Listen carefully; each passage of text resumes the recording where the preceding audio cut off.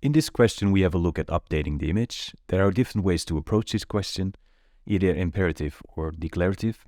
And basically imperative is with commands, and in the declarative way, we use YAML files to set the values. We will approach this question the imperative way because it takes the least amount of time. So we start by using the kubectl get deployment command, and by using O-white we get more details.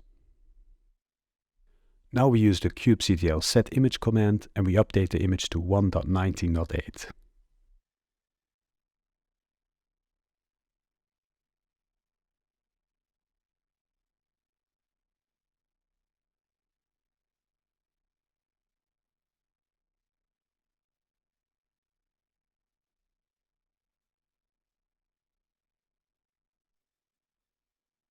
And the image is now updated.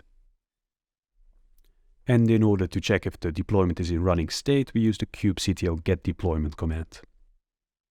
As you can see, the deployment is running and the version is updated. So thank you for watching and see you in the next video.